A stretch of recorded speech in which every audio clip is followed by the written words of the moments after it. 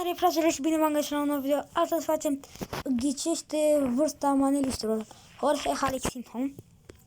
Are 30,3k de abonați, ceea ce cred că eu nu știu. Așa. Haideți să-i dăm drumul.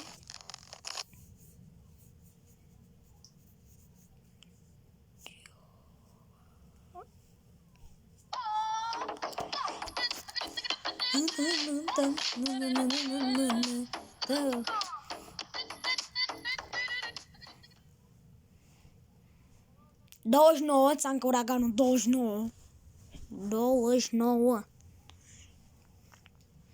Țancă uraganul 29. Că-ți-aș hazi de până cu fișe 41. Fai salam 41. A venit nebunul de salam cu sistemul la volan. Bunul de salam este 25, Jador 25 de ani. Jador, te cu minte mânză. Pot avea ca tine, da, se vede, da, știi. Dani Mocanu, frate, să cel mai ușor, 28. Ce ai?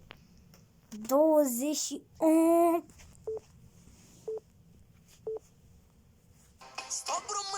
Stop șmecheria, ca tine n-am văzut. Bogdan de la Ploiești, 22, 21 sau... Nu, 24, sigur. Sau 22. 24, 22 pe acolo. Sau 21, nu mai știu. 24. Întoarce-te la mine. Luis Gabriel, frate, ăsta e cel mai mic. 21, 22 pe acolo are Luis Gabriel, da, sigur 22. Sau 21. 22. Ai zis 21, 22 pe acolo. 46, cred. 46, cred, sau 45, nu știu. 46, yay! Una bună zi. Carmen de la Sălcioara, 36 de ani. Carmen de la Sălcioara, 36 de ani. 32. Aproape. 42, frate. 41 sau 42. 41, 42 pe acolo.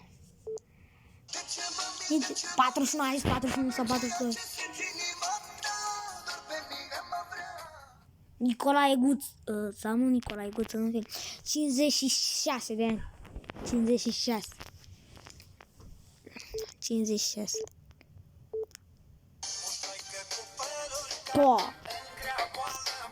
53.